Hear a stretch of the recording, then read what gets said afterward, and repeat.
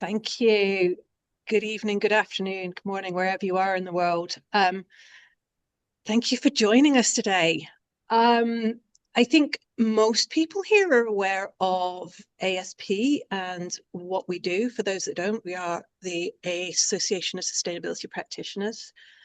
We aim to create a safe space for those who are doing the work that matters and has impact in the world. And we try to support each other emotionally, professionally. Um, and so, as part of that, these professional series, these professional meetings we have are absolutely incredible experiences. And we're absolutely privileged, delighted to have Anne with us today. Anne was actually a member of ASP way back when in 2007. Is that correct? Yeah, Um, and yeah, which that's that's nearly 20 years, Anne. Sorry. I know, I know. um, and I think it's that I think that's one of the really beautiful things about ASP is that we can, so many of us do kind of come in, and then when life takes us in different directions, we go there. But there is that openness and space that we always come back, and it's always that absolute joy to share those journeys with each other as we do come back into the community. So thank you so much for being here today with us, Anne. Anne is a circular economy strategist. And I think I really liked what you said about being a former idealist and now an optimistic realist. And I think for many of Yeah. us, that is really going to resonate. And I think you were talking about this really idea, this idea that it's not just about moving from linear to circular, but also doing it in a way that doesn't simply sustain, but also helps us regenerate. Um, and I know that this is the work you're doing through Regenerous Unlimited, your business. And so I think today, for me, I'm really interested in these ideas that are coming out. I've had a sneak preview of the slides, and I'm really excited that I am here today.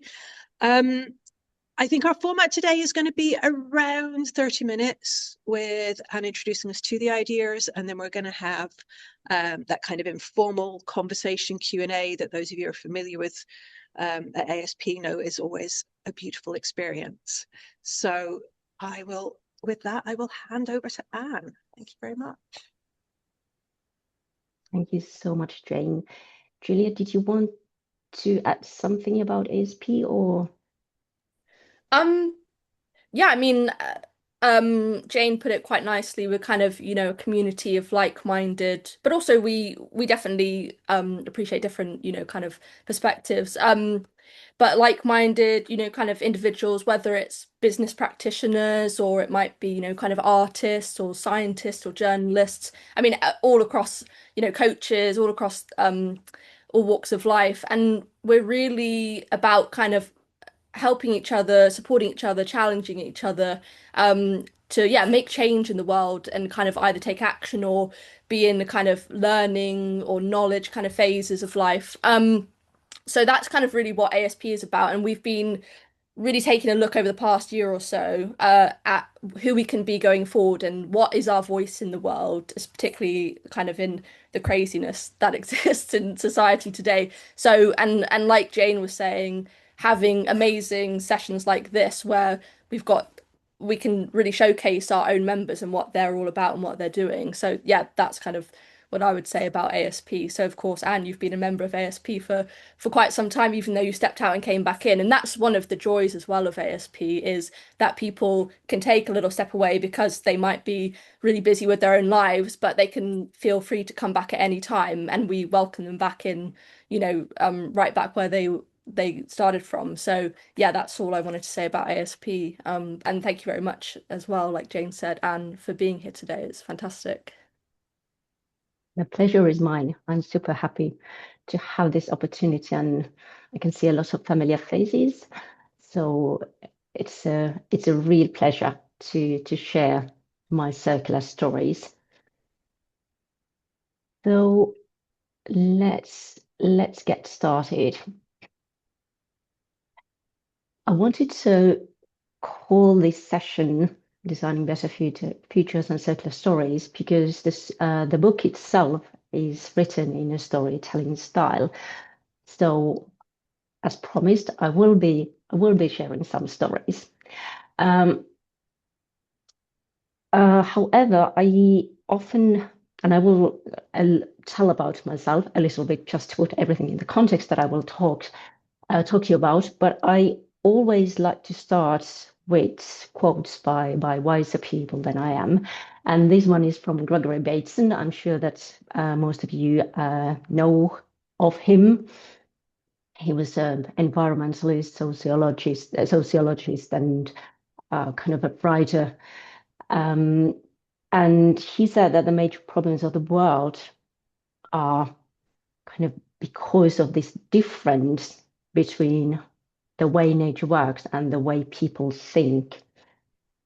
And I took the liberty to tweak it just a bit and use the word design, because as the title says, we're designing our futures.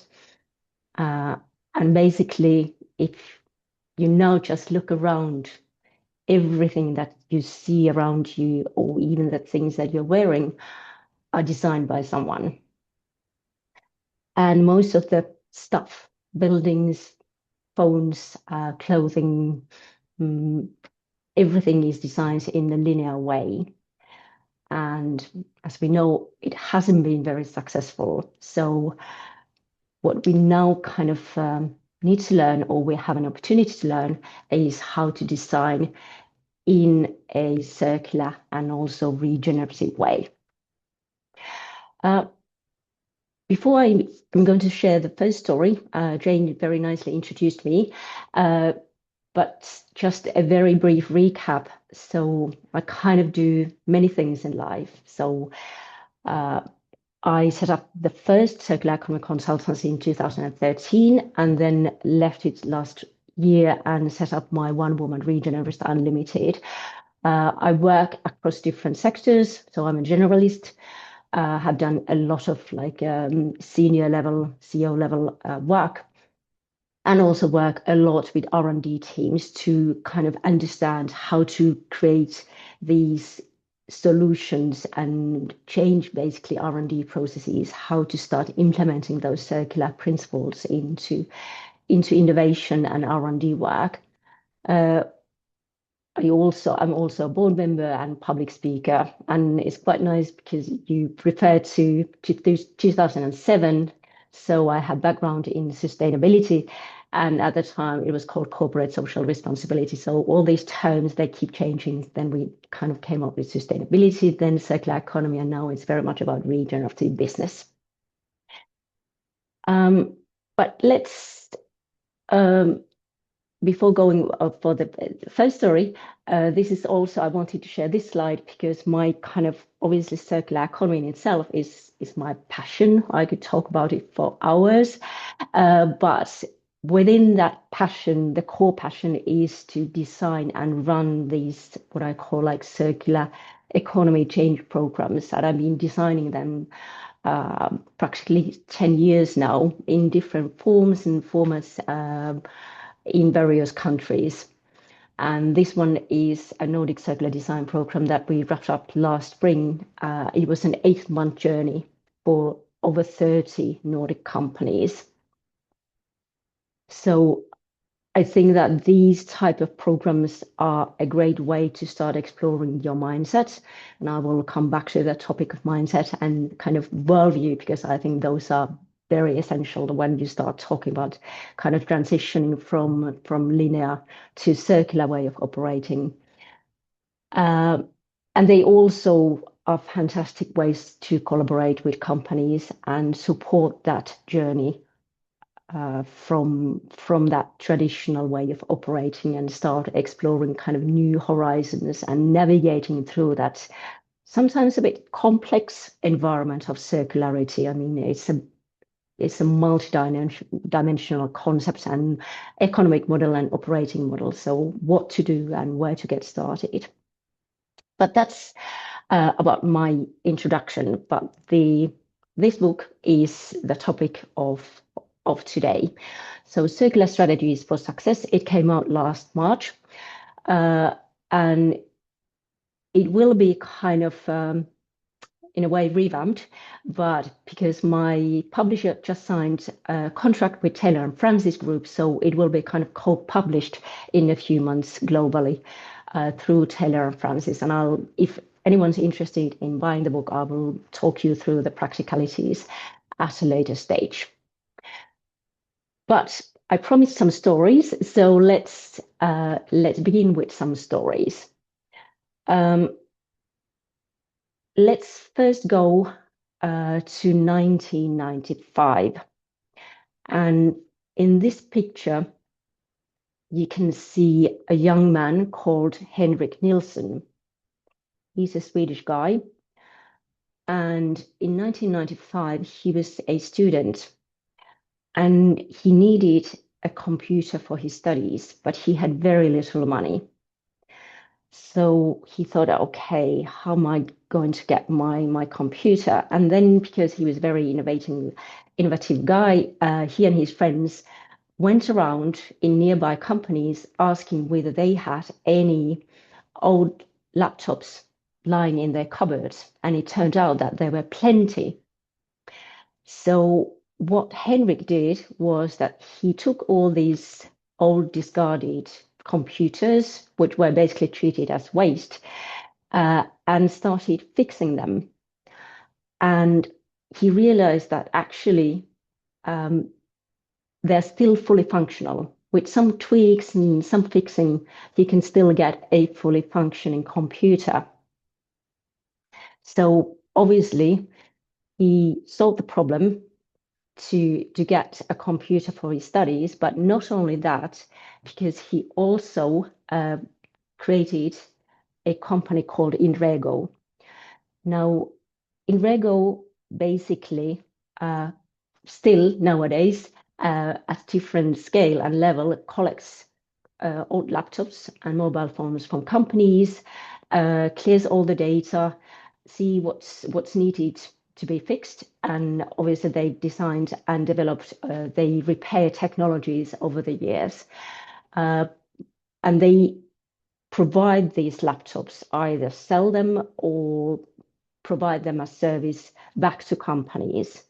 So what this originally a problem that Henrik Nilsson had was a beginning of a new company. And it's a very circular company because if you just very quickly, I'm sure the planetary boundaries framework is familiar to you. And if you just imagine how much they are saving natural resources, critical raw materials, energy, the entire supply chain that is needed from the extraction of raw materials to kind of discarding the laptop before it kind of comes to the end of life cycle.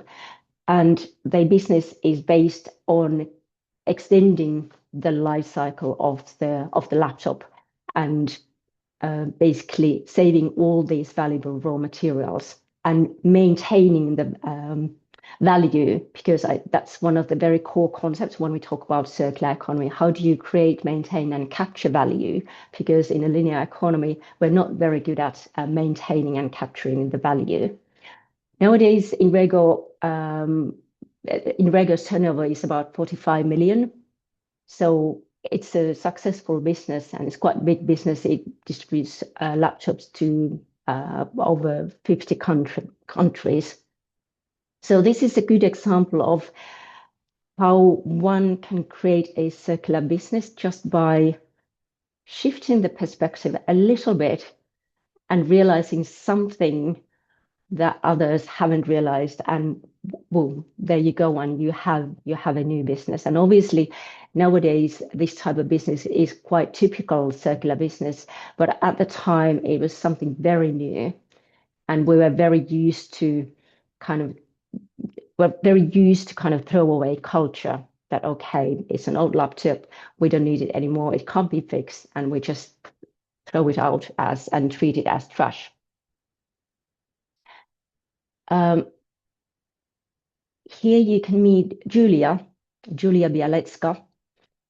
She's originally from Ukraine, but around 10 years ago, she was working remotely in Bali, and she had booked a surf lesson, and she was happily walking towards the beach. But once she reached the shore, she was shocked by the view because not only was there this beautiful beach, but there was also a lot of plastic. There were mountains of plastic.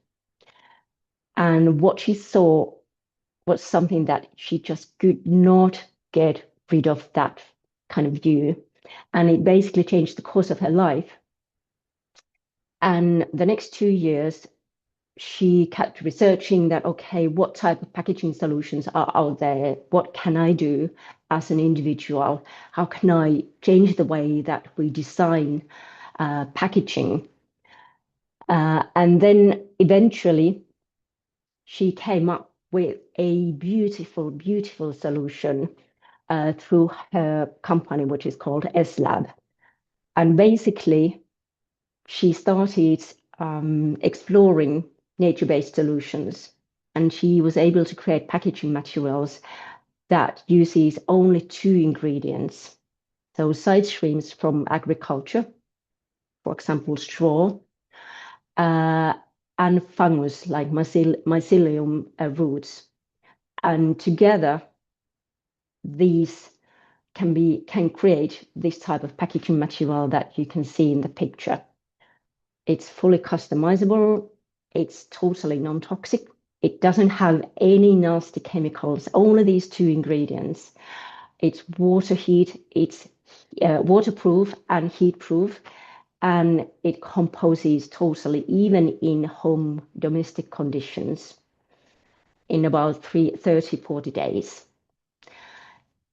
So just imagine if all packaging that we're using would be made of these two materials and how they would decompose rather than accumulate on the seashores, in the nature, everywhere. And it takes about 200 to 300 years to decompose while it's releasing all those chemicals and microplastics. So these are two stories out of many stories in my book. And I interviewed these people. So it was fantastic for me to get to hear all these stories straight from the founders and from these innovators. But a little bit of background, like why I wanted to write a book, and maybe even more that why should anyone read it? Because there are thousands and thousands of business books that are published every year. So why this book? Well, I've been working in the field of circular economy since 2013. And I've come to realize over the years that there's a lack of know-how of what circularity actually means. And I've had so many discussions with CEOs saying that, oh yeah, we're fully circular, we recycle. So they kind of equal recycling to circular economy. And that's only kind of like a one tiny bit of the story and those opportunities and how to really kind of steer your company towards circularity and how to generate income based on circularity. So there's a lack of know-how. And this is not only my experience, but there was also, and there has been various studies which show that, yes, actually, we don't quite know what circularity means. And related to that, some of you might follow the legislation and how it's changing, especially in the EU, also in other parts of the world, but especially in the EU. The EU has decided for all of us that the EU will be climate neutral circular market area by 2050. So there's a lot of legislation coming out that supports circularity. And I also realized that companies are not really aware of those changes and they can't really prepare strategically. So that was one reason. And then the other reason was that I want to kind of think of some business book, they may talk about your inner leadership, but combining kind of like, inner leadership, but also that outer market environment and how to kind of bring those closer together and kind of create something that you could work based on your values, but also generate successful and conduct successful business. So that was another reason that I wanted to kind of talk about planetary boundaries, but also talk about your inner worldview and way of thinking. And then the third reason that I want to highlight and share with you is that I wanted to provide hope.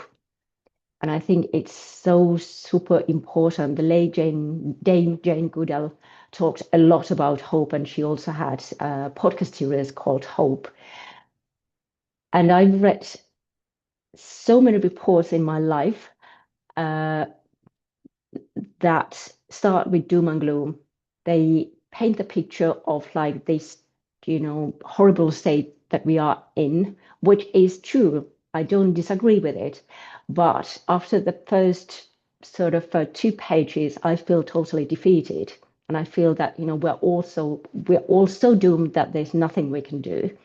And I think that design as an approach, and when I talk about design, I use it in broad terms, in terms of not just designing products, but also systems and businesses.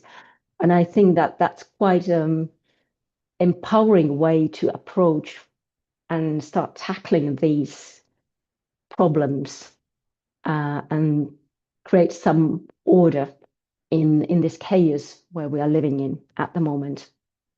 And I also wanted to kind of keep it in balance that, of course, you can find these facts and figures in my book too, but the storytelling style and sort of, we can always do something about it. So the kind of angle of hope and sort of that aspect is very kind of present. And that's why what I wanted to offer to the readers.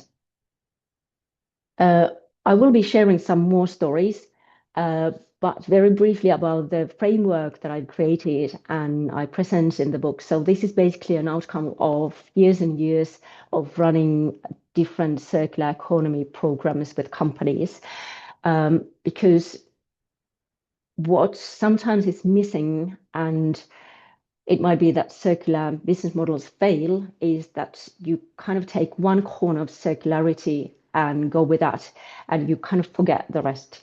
But actually, when you want to transition successfully from linear to circular, you need to take into account all these 3 corners. So one is business, one is product, and one is service. And of course, we are all kind of inside those natural ecosystems because that they dictate, we can't change the laws of nature. We just need to learn and understand more of them to align our businesses accordingly. But basically, Business Corner refers to all those strategic decisions, value chain strategy, and business model, all those that the kind of C-suite is responsible for. And then product is very much about product design, what type of products we design. And there's a lot of legislation related to that we can't continue designing products that basically become waste in 2 years. And service is very much about the customer experience. And I think this is also something that hasn't got that much attention as it should have. And that's one of those other kind of common pitfalls when companies start testing with circularity, that they don't maybe think about the customer's experience that much. And there's so many fantastic tools that they could start using.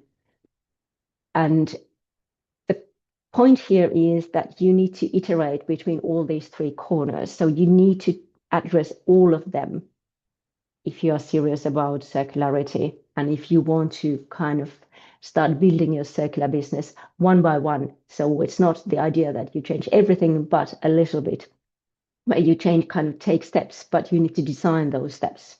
And of course, I think at the end of the day, all circularity should be regenerative. It is not, but it should be. And I think that's very, it's important, but also, fortunately, the kind of goal of regeneration has become far more popular. Obviously, it has its downsides, and maybe that's something we can discuss at the end of the presentation. But at least it's, when I think about 2013, when I started in the field of circular economy, it wasn't discussed at all. And now it's kind of emerging as a concept, as a business concept. But basically, this is the circular design framework, and also the kind of structure of the book is based on these different kind of corners of this framework. So part one is about system design, and it's very much about worldview. I really wanted to start with that chapter and kind of give the reader an opportunity to explore that, okay, why do you think the way you think? Why do you buy, or how do you consume, or why do you vote like you do? So that it would open up a space to start exploring that, hey, is there another way of thinking? Is there another way of doing business? Because all those kind of more practical solutions are much more about implementation. But I learned over the years that if I, in workshops or in client projects that I've run, if I can get people inspired, if I can get them excited about circularity, then they start seeing opportunities instead of problems and challenges. And then practically anything and everything becomes possible. So that's why the first part is about system design. And the second part is about business design. So as I mentioned, those C-suite decisions. And then part three is about that customer experience. And intentionally, I wanted to have a customer experience before the last part, which is about product design. Because first you should think about what kind of customer experience you want to create, and then go back to your drawing table and start sketching the products that you want to offer. I've also included these questions to consider at the end of each chapter, and at the end of each part, there's a quick start guide. So I wanted to provide some tools, and also through those questions, kind of propel your own process and kind of make it more concrete. So I've tried to avoid all kind of business jargon. I've tried to explain it in a very clear, crystal clear way. And of course, those stories and all those numerous case studies that I've kind of distributed across the book, based on the feedback that I've gotten, not just from my friends, but also from kind of total strangers, has been that it's very practical and it's easy to read at one go. Okay, let's go back to stories. I also interviewed Philips. This gentleman that you can see in picture is called Harald Tepper, and he's the sustainability director of Philips. And what I really liked about the approach that Philips has developed is that it's a motor. Circularity is the motor for their innovation. So one of the kind of challenges that we're still facing is that many companies see circularity as a sustainability program or sustainability initiative, but that's not the case. Yes, it does impact to the work of sustainability professionals, but it's not the sustainability department which makes these decisions about product features, for example. And that's why circularity should be on CEO's desk and also on R&D director's desk. Of course, finance director and everybody else, but those are the key kind of departments where it should live. And Philips has been so successful with their circular initiatives exactly for that, because their CEO at the time realized that, hey, this is something that we need to use as a basis for our innovation processes. So just to highlight a couple of examples, of course, they developed their own eco-design principles.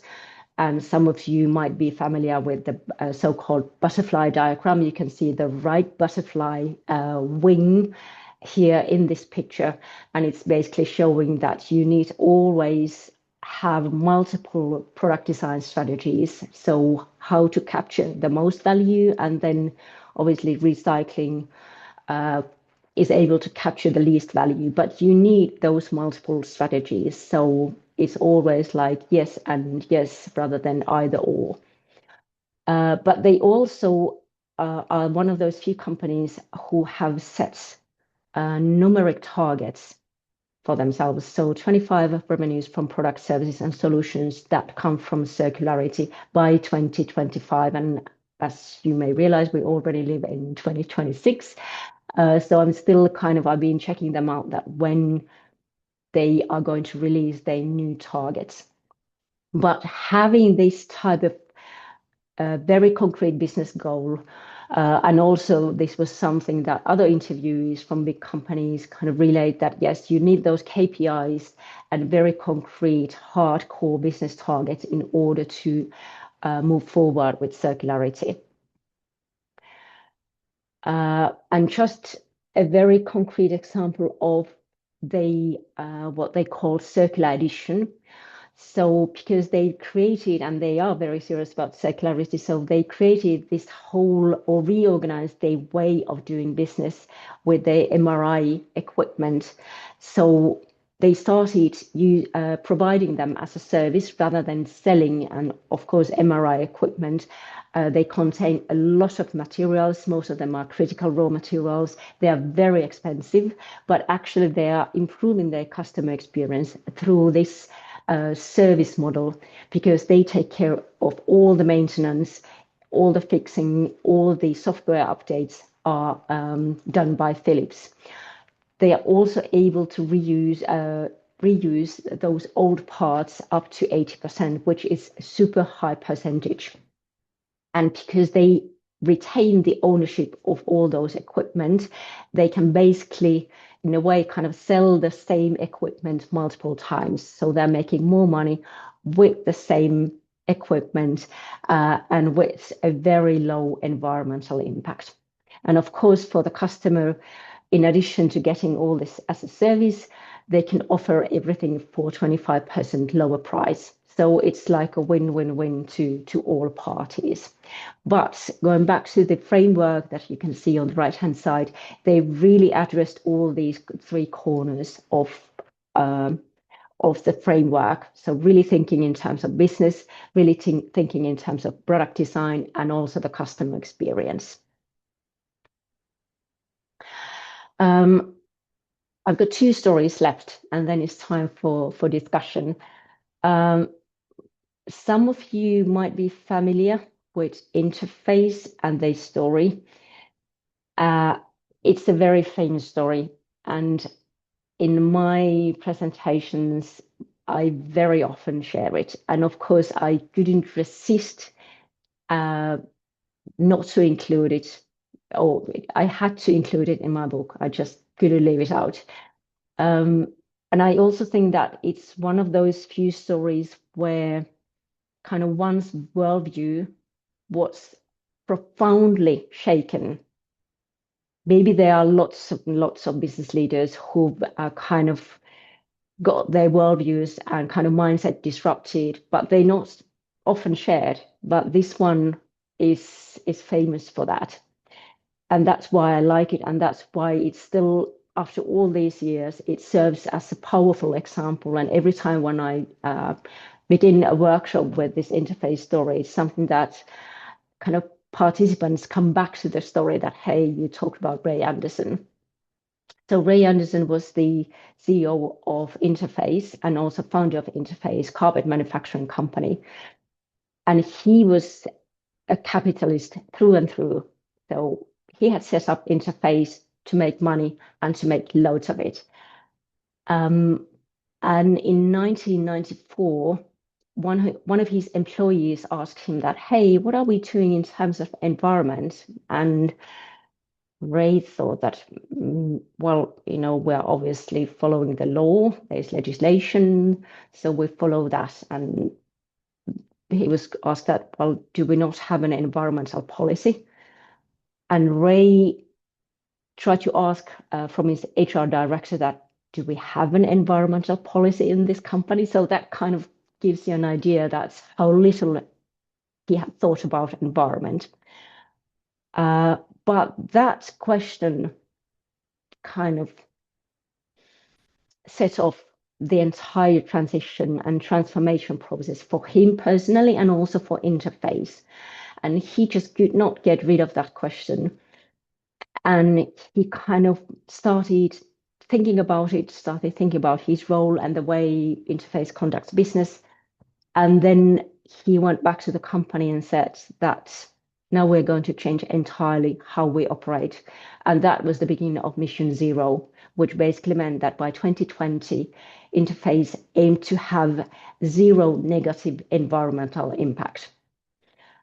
And if you look at the history of Interface, it's a history of innovations on business level regarding R&D processes, material sciences. It's full of innovations, and this is a beautiful example, like, you know, that personal awakening, if you can call it that way, led to a successful transition in terms of the business. And nowadays, I think Interface, the turnover Interface is about $1 billion, roughly around that. And they're very famous about the carbon negative carpets, the closed loop systems that they've created.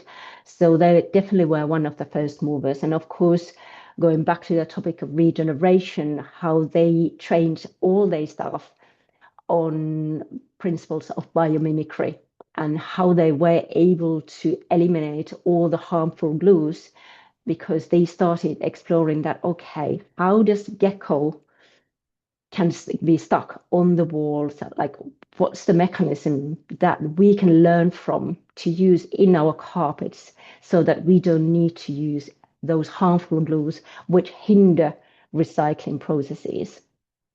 And that was the beginning of tactiles. So a way to attach all those carpets, modular carpets, without any glues.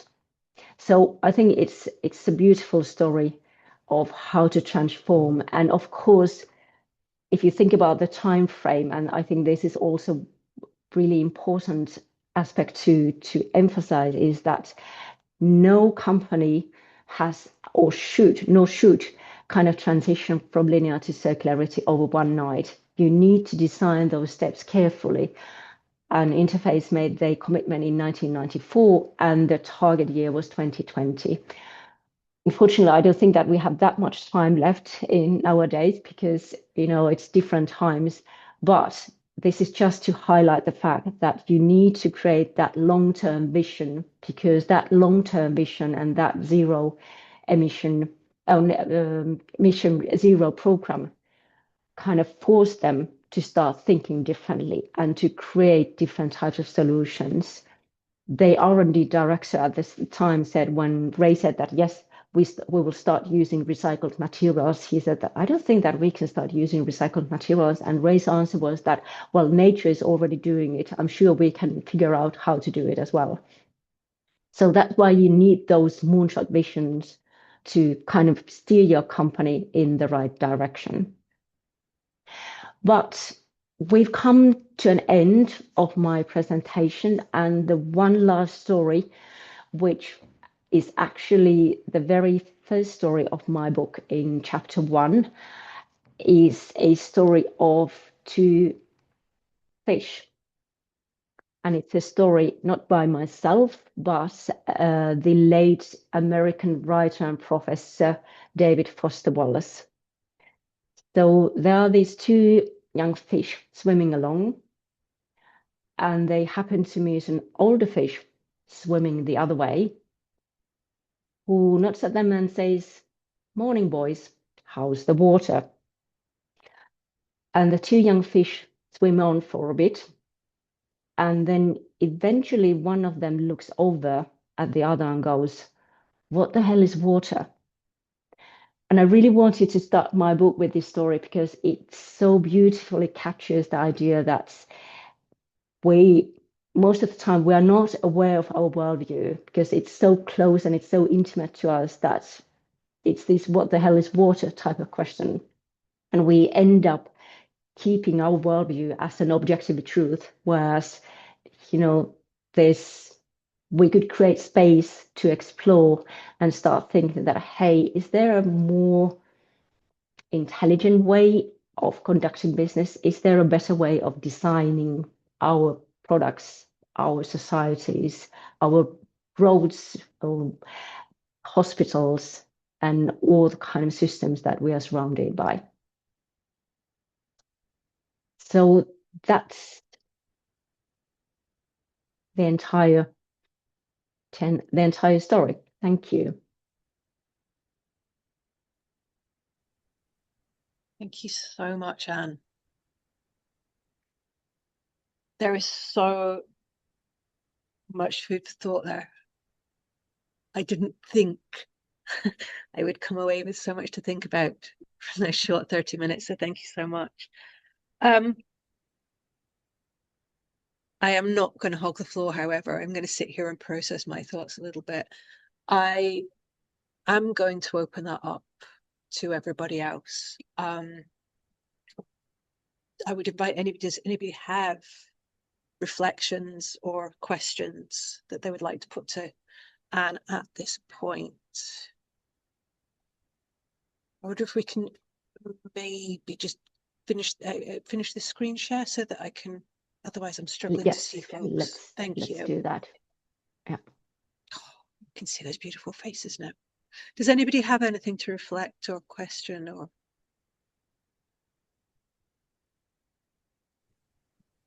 Yeah, hello everyone. Hi Anne, thank you for that. Really useful. I was intrigued about the stuff at the beginning when you're talking about you've got 30 organisations that you just kind of wrapped up that piece of work with. When you've got those groups of people in the room and they're open to these ideas, do they ever work together? Are they ever kind of, solution solving at an organisational level and not just within their own businesses to sort of really, I don't know, disrupt and localize supply chain opportunities? Did they come across? My invitation always to any business who's taking part in my programs is that come and join as a team. And kind of the best programs that I've run, or they have been best and most useful for businesses, is when they come as a team. So not just R&D people or designers, but also marketing professionals, finance director from a smaller company. It might be even that CEO is taking part.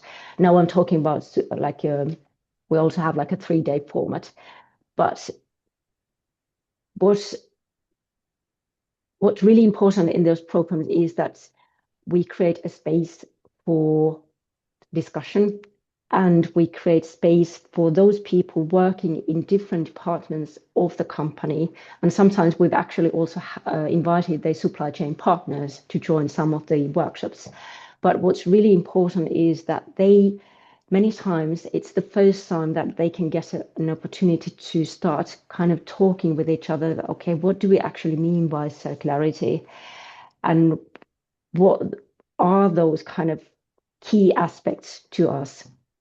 And what do we want to do as a company? And of course, there's always these aspects that relates to their values, their core values, and like, okay, yes, we need to make money, but how do we want to work as a team, as a company? And I think that's super valuable, because if you are only one person and waving the flag of sustainability or whatever, it's a burden to go back to the company that, hey, I know all this, but nobody's listening to me. And that's what I wanted to avoid. And that's also what's been the kind of positive feedback from those programs, that yes, we are able to start changing things within the company, because now it's 5 of us who know about these things, not just one.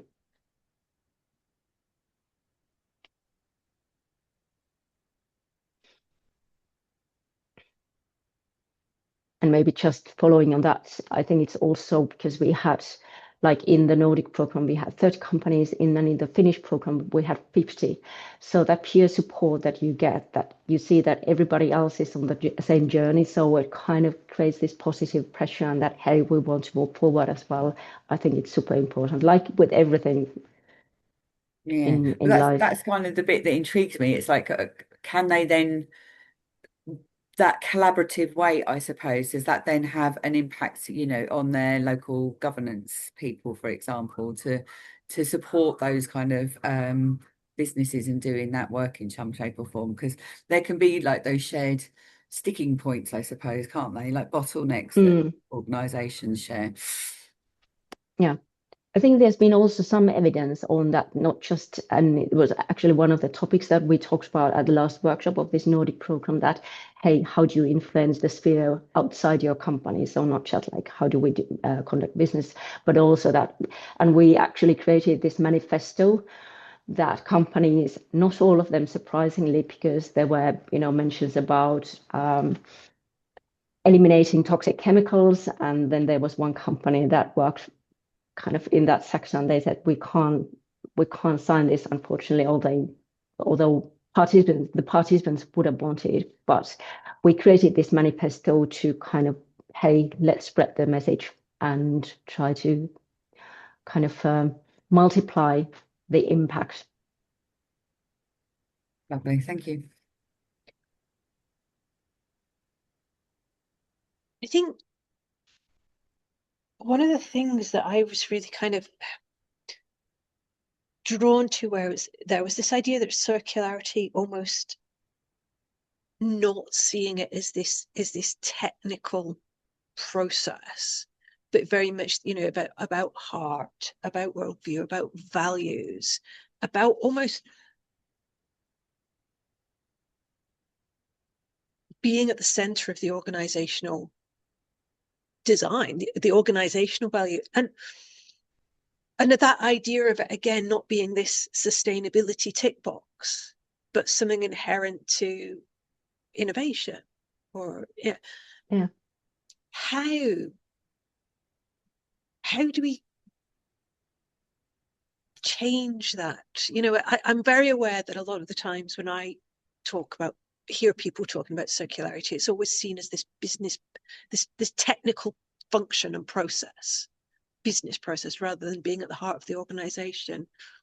And I think for me, that's the inspiring, the amazing thing about what you're saying is thinking of it as this worldview. And how do we shift that needle? Because I guess for me as well, that idea that businesses coming from a place of heart and care, we shift everything at the point when you achieve that. And it almost feels like circularity, with its connections with innovation, it's almost like we can nudge at that door and spring it wide open. How do we? I think, Jane, that's the $1 million question. And through my book, the strategy that I've chosen, and I've always had in my own work, is that I try and inspire people. If they get inspired first, then they are willing to listen, then they are willing to explore their worldview, then they are willing to kind of reflect on that. Okay, there might be, some opportunities, some low-hanging fruits in terms of, how we conduct business and where to start.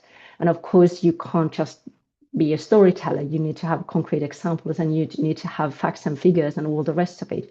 But they come kind of after the kind of inspiration. And I've been lucky enough to facilitate those processes over the past 12 years, where, coming from absolute very traditional way of thinking, having no clue about circularity, and then when I can witness when they start, because obviously the best way is that when they themselves start asking those difficult questions. And I think stories, in a way, or methodology, I really love them as a tool, because you, as a listener, you can place yourself in that story. So I don't need to kind of educate in a way, but I can tell the story, and the listener can choose that, okay, where in the story I am or which role I'm playing.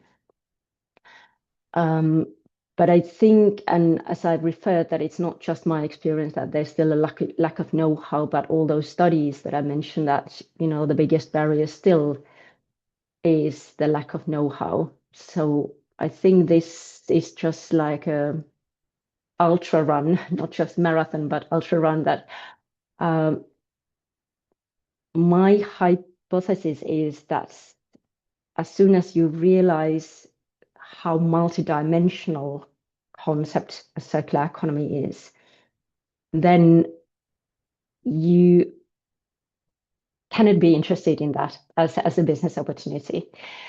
I don't know if you read the book called Cradle to Cradle, Remaking the Way We Make Things.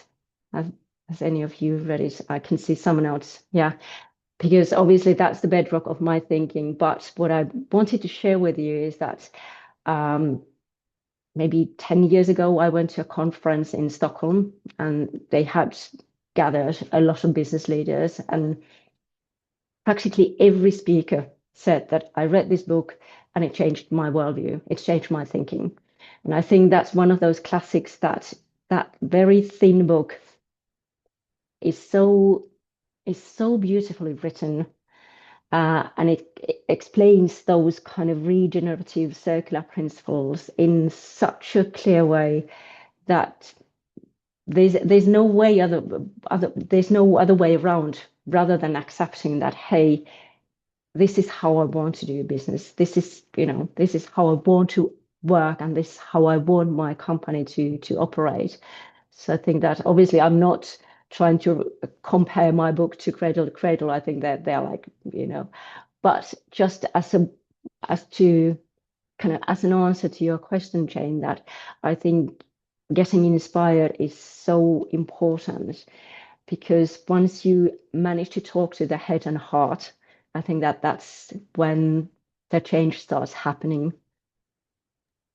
So just, I know the time is ending. So what you're just saying basically is it's a spiritual transformation, right? Listening to Ray Anderson's story, he had a spiritual transformation. He would get on the podium and recite a poem, which was very rare for a CEO to do that, about love at the time, right? So do you see that level of a deep tissue change for the business leaders to move away from measuring the business success with kind of a numeric values alone, uh, and and and and balancing it with the value systems that you're talking about? I think that's one of the things that we can focus on, right? So yes. Yeah, I mean, yes, and of course, once you manage to, because maybe it might be that not everybody in the business wants to be a believer in that sense, but if there's at least that one person who has the mandate, and through that one person, you can create that moonshot vision and KPIs related to that. So then those non-believers, they just are interested in KPIs and sort of reaching their own KPI and maybe even bonus system. So I think that it's a combination of both. And I think that I've seen so many, and there's a chapter in my book that, what are the most common pitfalls in circular journey. And I've seen so many times that if that, I really like the term deep tissue kind of transformation, what you, Lalit, used, that if it's not that, then, you might dedicate like, okay, let's create a 3-month pilot. Oh, it didn't succeed. So we tried circularity. It's not a way to do business. So it's very easy to conclude it that way. But actually, it's not that you prove anything in 3 months. And like I said, that the historic interface is a history of innovations. So you need to challenge. I mean, R&D teams are full of marvelously intelligent people. So you can challenge those professionals that, hey, this is our target, figure it out. And I think that's the way to do it, rather than, we don't know, or we just want to make incremental changes. I'm I was very remiss at the beginning. I didn't actually confirm. We have got this space booked out until 45, so until quarter to the hour, 5:45 in UK time. So we have got about another 15 minutes. I think probably, Anne, if you can go on a little bit further if that's needed. Is that correct? Yeah, as I said, I can talk about this topic for hours if anyone wants to hang around with me. So yes, obviously if people do need to get away, we understand, but we certainly do have that absolutely. extra 15 minutes. Tim, you made a comment in the chat. Can I invite you to expand on that, or not if you don't want to? No, I mean, I was worrying the same thing that you were, Jane, and it's that where you've seen non-linear thinking show up, and in not in not any of the four things that you talked about. So not in systems design, not in product design, not in service design, not in business design, maybe in the conversations and the margins. And you were talking then about sort of shifting to transformational change rather than incremental change, and I think linearity can lead to that sort of incremental approach, and I think that's what I'm looking to find is, can moving away from linearity help nudge that transformational rather than that incremental bit. So I'm just wondering where you've seen that non-linear approach show up in places that we might not expect, but that might be quite powerful because they get to the heart of the matter, the heart of the people involved. I'm not sure if there was a question there.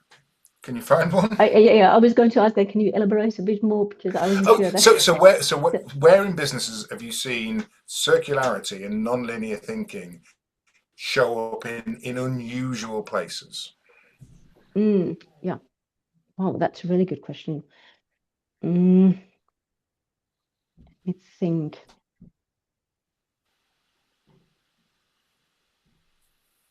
I'm trying to, because obviously the obvious place is, well, whether it's an unusual or not, but all the sustainability professionals love us. Like, I mean, they would happily talk to us, but they rarely have any budgets.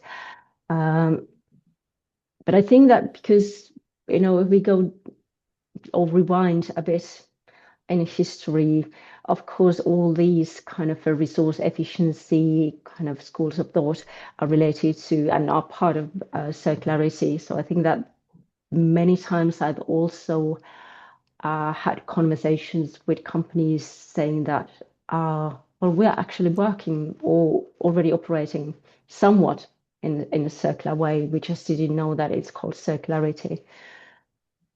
But other than that, non-usual places, I can't think of any. What I've realized, and going back to those R&D teams, is that sometimes you need to be gentle. Obviously, it depends on the company culture, but sometimes you need to be gentle because, you have super intelligent people, they've got engineer training or they have PhDs and everything, and it's all based on linearity. And then you go there that, hey, I'm Anne, I would like to talk to you about circularity. And it's kind of like, you don't, obviously, I think someone has said that the worst thing that you can do to another human being is disrupt their worldview. And I think that there's a point in that, how do you steer that conversation so that everybody wins and feels that, oh, yes, I kind of figured it out, and, this is the way that I want to do it. So I think that, and Jane, what you said about kind of being much more about worldview, because those technical solutions one can always learn, and it's about kind of processes, reorganizing the processes and redesigning and implementation. But I think it's always the biggest hurdle is between our ears, always, always, always, always. And when that changes, everything changes along with that. So I think it's yeah, it's great. It's really rewarding to all of us and to the planet as well. And I'm really glad, just very quickly about the EU, that they, from the outset, since 2015, so it's been over 10 years of these legislative changes, that it's always been about competitiveness and not about the environmental program. So it has much more weight and broader shoulders than that we link it to our geopolitical threats and securing supply chains. And of course, it is about the environment, but if it were only about that, it would be much weaker, unfortunately. I wonder as well, thinking about that showing up in usual places, like even that example you gave with interface, that kind of, in a way, that feels like it would have been an unusual example. And I wonder how much of it is, I'm fascinated as a storyteller. Who was the person that asked the question about what we're doing environment? Why did that question have such an impact on this individual? And I wonder almost if by the time the unusual bits perhaps happen earlier than what we see. So maybe we don't see the unusual bits, the unexpected places for the circularity. Maybe we see, maybe the weird bits happen those stages a few before, like somebody asking the question that is the catalyst for the change. Maybe that's the unusual events. So maybe that's why we don't see it in odd places, or because if you think about the way you described interface, that arguably is an odd place to see it. I wasn't expecting Philips.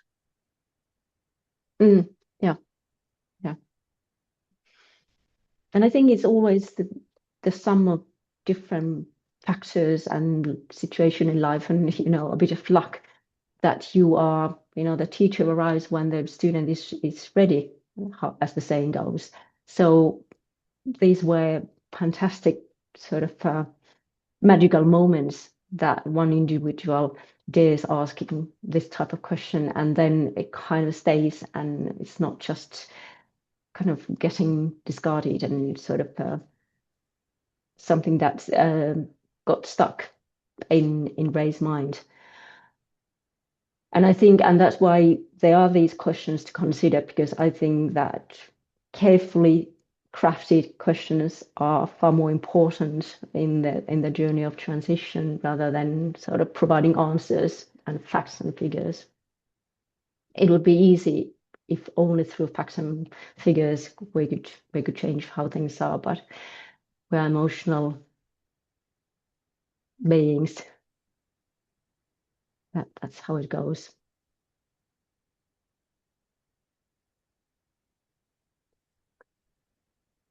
I am mindful of time. Does anybody else have anything they would like to? Well, I was just going to say to Anne, thank you for this. I haven't actually got a question, but I operate at micro level, really. Solopreneurs, mompreneurs, that kind of thing, and it's beautiful to see, for me, to see what's going on, because we need, well, we need these products, but there's a lot of people on this planet and they need to live, etc., etc. So it's beautiful to see what's going on in the larger organization from that perspective. And just, in a lot of the consultancy models, it's often, not the first product or even the main product that's the real money spinner. And I just get the impression that by following these kind of models, they will generate products that are not only better for the planet, better for the people, but are actually going to be their most profitable lines as well.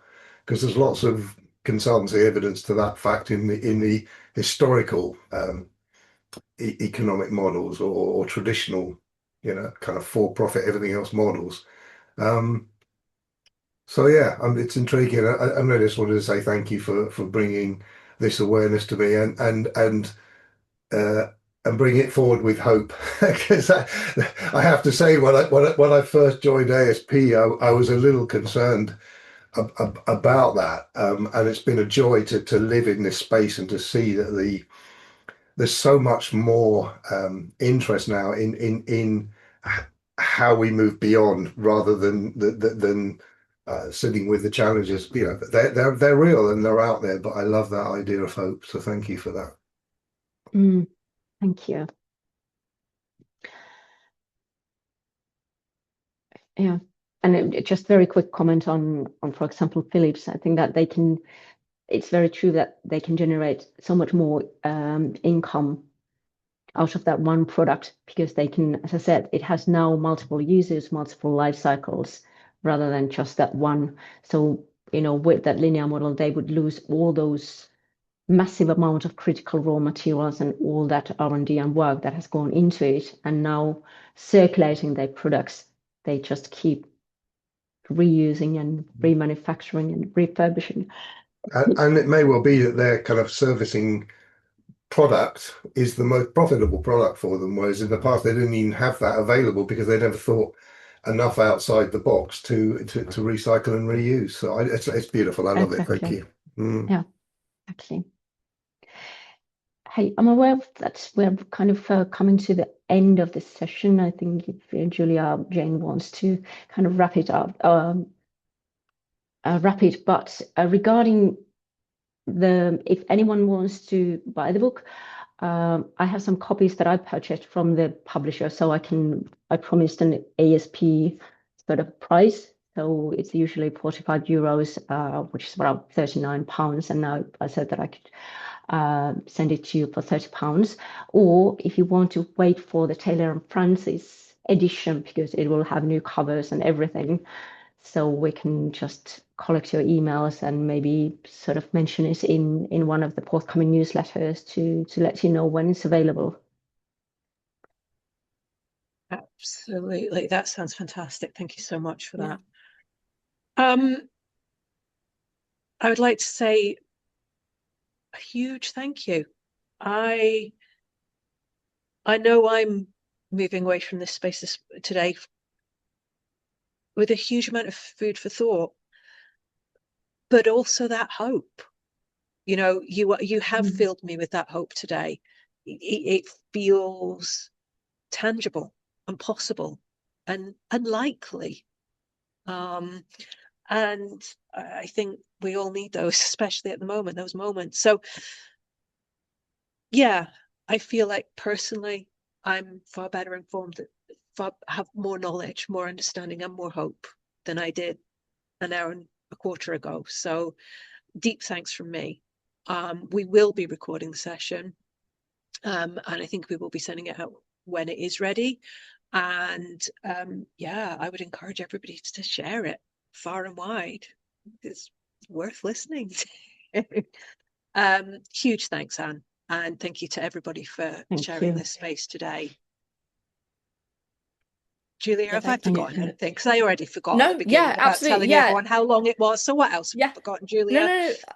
I think you've pretty much got everything. And I just is it all right to just share your email, your Regenerous email, just in the chat if people want to get in touch with you? And obviously people you can find as well on the Gaggle Mail and stuff like that. And I was just going to mention, yes, we recorded the session, and I'll also be putting out the kind of recording and kind of summary and stuff. So we'll mention about where you can find the book and the upcoming new publication and stuff like that in there. So it'll be easy for people to share with other people. And I'm sure we'll put something out on LinkedIn and everything. But yeah, so yeah, basically, thank you everyone for coming today and having some amazing discussions. And of course, Anne, such a pleasure to have you. Yeah, thank you so much for an incredible session. Much appreciation. Thank you so much for sharing this space and session with me. Absolutely. Anytime. Thank you, everyone. Bye. Bye-bye. Take care.